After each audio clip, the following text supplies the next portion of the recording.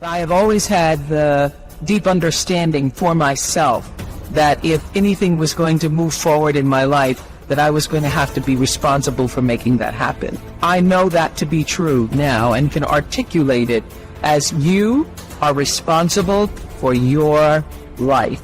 And if you're sitting around waiting on somebody to save you, to fix you, to even help you, you are wasting your time, because only you have the power to take responsibility to move your life forward. And the sooner you get that, the sooner your life gets into gear. This is what I know from doing 25 years and thousands of interviews on the Oprah Show. It does not matter where you come from. I have seen people come out of the desert, walk across the desert, being born in the most dire circumstances. Doesn't matter what your mama did, whether she did or had a PhD or no D.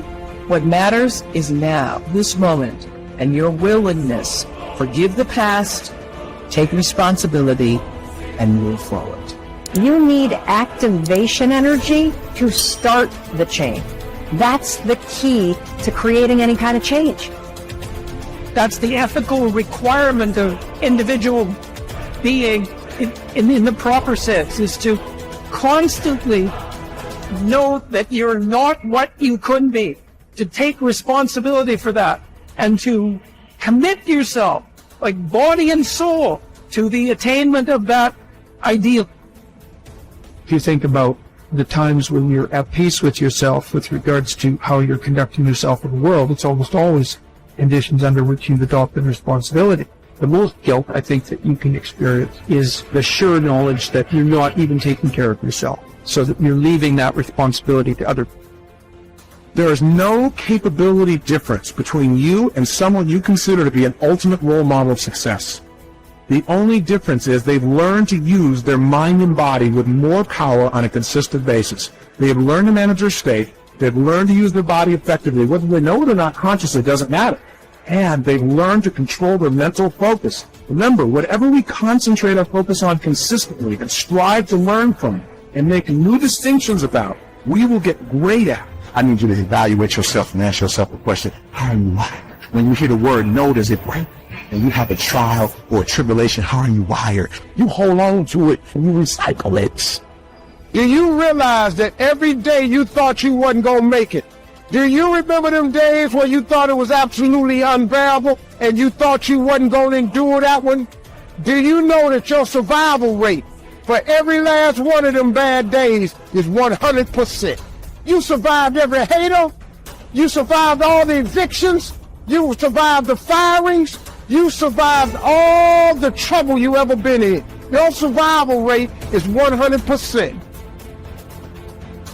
One of the things you got to understand, my friend, is that you're supposed to fail. You're supposed to fail, because failure is the stepping stone to success. It's not just cliche. Failure is an experience that lends to wisdom that ultimately makes you a stronger version of yourself. Like, until I make my dreams become a reality, I'm not quitting. I don't care how much money I have to invest. I'm going to continue to do this until I become successful. All right? I've got a rule called the show up rule. All right? Somebody said you can pretend that you care, but you can't pretend that you're there. The only way you can be there is to show up. And what I'm asking you to do for me, you'll never be a failure if you show up every single day. Every single day when I come, I show up and I let failure know. Failure is not an option. So what, it takes 12 years to get a point. Failure is not an option. Failure is not an option. You can't even let it speak into your brain. It's not even a second. You have to know that this thing is going to work. Come hell or high water, whatever it is that I set out to do, it may not happen in 6 months, it may not happen in a year, it may not happen in 2 years, but at some point, my dream is going to become a reality. Concentrate every minute like a Roman, like a man, on doing what's in front of you with precise and genuine seriousness, tenderly, willingly, with justice. And on freeing yourself from all other distractions. Yes, you can, if you do everything as if it were the last thing you were doing in your life, and stop being aimless, stop letting your emotions override what your mind tells you. Stop being hypocritical, self-centered, irritable. You see how few things you have to do to live a satisfying and reverent life. If you can manage this, that's all even the gods can ask of you. Do not disturb yourself by picturing your life as a whole. Do not assemble in your mind the many and varied troubles which have come to you in the past and will come again in the future, but ask yourself with regard to every present difficulty, what is there innerable and beyond? Endurance. You would be ashamed to confess it. And then remind yourself that it is not the future or what is past that afflicts you, but always the present, and the power of this is much diminished if you take it in isolation and call your mind to task if it thinks that it cannot stand up to it when taken on its own. Think of your many years of procrastination.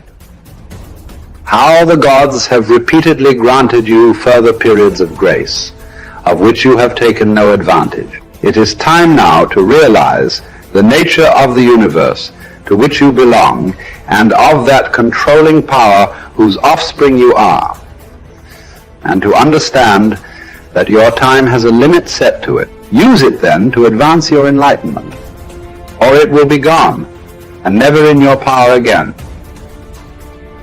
Men seek retreats for themselves, houses in the country, seashores and mountains, and thou too art wont to desire such things very much. But this is altogether a mark of the most common sort of men, for it is in thy power whenever thou shalt choose to retire into thyself. For nowhere, either with more quiet or more freedom from trouble, does a man retire than into his own soul, particularly when he has within him such thoughts that by looking into them he is immediately in perfect tranquility. And I affirm that tranquility is nothing else than the good ordering of the mind. Constantly then give to thyself this retreat and renew thyself. And let thy principles be brief and fundamental, which as soon as thou shalt recur to them will be sufficient to cleanse the soul completely, and to send thee back free from all discontent with the things to which thou returnest. For with what art thou discontented? With the badness of men? Recall to thy mind this conclusion, that rational animals exist for one another, and that to endure is a part of justice, and that men do wrong involuntarily. And consider how many already after mutual enmity, suspicion, hatred, and fighting have been stretched dead, reduced to ashes, and be quiet at last. But perhaps thou art dissatisfied with that which is assigned to thee out of the universe. Recall to thy recollection this alternative. Either there is providence or atoms, fortuitous concurrence of things, or remember the arguments by which it has been proved that the world is a kind of political community, and be quiet at last. But perhaps corporeal things will still fasten upon thee. Consider then further that the mind mingles not with the breath, whether moving gently or violently, when it has once drawn itself apart and discovered its own power. And think also of all that thou hast heard and assented to about pain and pleasure, and be quiet at last. But perhaps the desire of the thing called fame will torment thee. See how soon everything is forgotten, and look at the chaos of infinite time on each side of the present, and the emptiness of applause, and the changeableness and want of judgment in those who pretend to give praise, and the narrowness of the space within which it is circumscribed, and be quiet at last. For the whole earth is a point, and how small a nook in it is this thy dwelling, and how few are there in it, and what kind of people are they who will praise thee?